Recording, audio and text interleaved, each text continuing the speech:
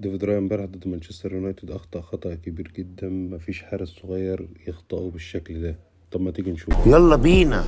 قبل ما اتكلم على خطأ رايا انا حابب اتكلم عن تكتيك ضربات الثابتة لمانشستر يونايتد. ضربات الثابتة لمانشستر يونايتد مع على حدود المنطقة دايما برونو سافيو بيسددها، وهنا بيقف كاسيميرو وكيزي عشان يغطي على رؤية الحارس للكرة وهي طالعة من رجله. النقطة دي مهمة وانا هرجع لها، واهم حاجة ان هو دقة التصويب اللي نجحت الضربة الثابتة. ثانيا ان الحارس ما شافش الكورة. خلينا بقى نتكلم عن خطأ رايا نفسه، وان هو كان واقف قريب جدا من القائم اليمين وسايب الحيطة تغطي او تقفل على الزاوية الشمال، لان رايا كان المفروض يقرب هنا من وسط المرمى علشان لو الكرة اتلعبت في الشمال يقدر ينقذها. نيجي بقى للأهم، وهو إن رايا أصلا ما شافش الكرة وهي طالعة من رجل اللاعب اللي هو برونو سافيو، لأن أنت كحارس لازم تشوف الكرة وهي طالعة من رجل اللاعب نفسه. بدل لعيبة وقفت قدامك كان لازم تاخد زاوية إن أنت تشوف الكرة بيها، وده المهم. لو أنت ما خدتش الزاوية اعرف إن أنت مش هتشوف الكرة والكرة هتدخل فيك حتى لو في زاويتها. فهنا النقطة الأهم اللي أنا كنت عايز أتكلم فيها.